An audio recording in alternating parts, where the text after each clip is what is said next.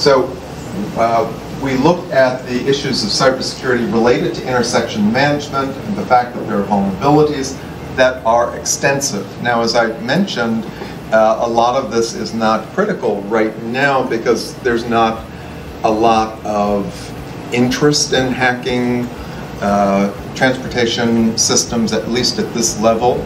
But what we have learned in this world is eventually everything gets hacked just for the purpose of hacking. So it's kind of just a matter of time.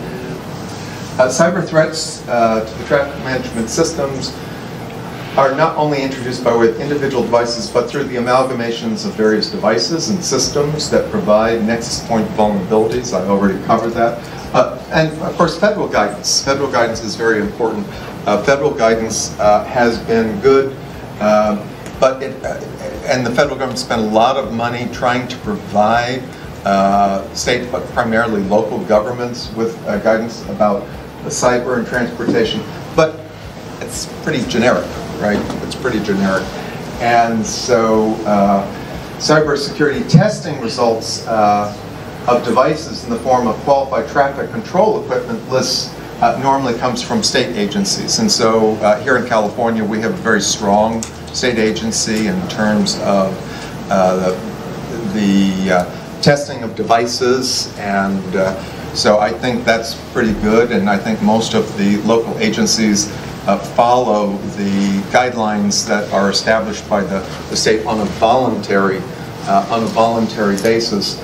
But there's an awful lot of testing that has to be done. It's unclear how in-depth their testing is, especially related to error detection that can lead to vulnerabilities. Although as a non-expert, I was pretty impressed with what they did do.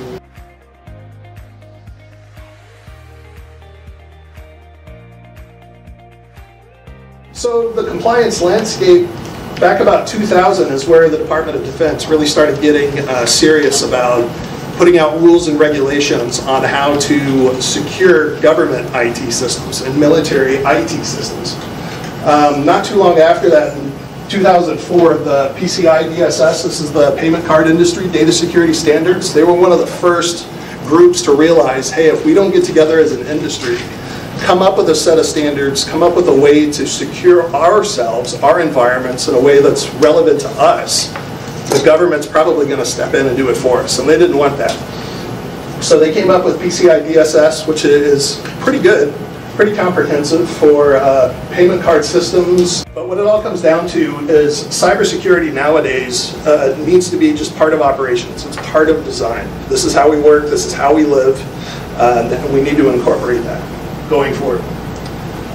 So what would that look like? Well, the Center for Internet Security has what they call their critical security controls. And these aren't necessarily technical controls, but these are operational things, if you will, things that apply to almost any industry, any environment. And so if it's a satellite system, a train system, an ITS system, whatever it is we're looking at, we're kind of taking an assessment or an inventory against these types of controls. And when you go look at PCI DSS, you go look at what the DoD does, all of them follow pretty much these basic things. So if you and your organizations are doing 3 or 4 of these already, that's great. You're off to a good start, because a lot of organizations don't. It starts right at the top, just knowing what you have in your environment. And then you get into more obviously hiring organizations like mine who can come in and actually do a penetration test for you, a vulnerability assessment for you. We'll try and evaluate what are the threats, what's the risk, what vulnerabilities do you have. And when you start to pair those vulnerabilities with what capabilities attackers have, then you can really start to evaluate what is the risk to your organization specifically.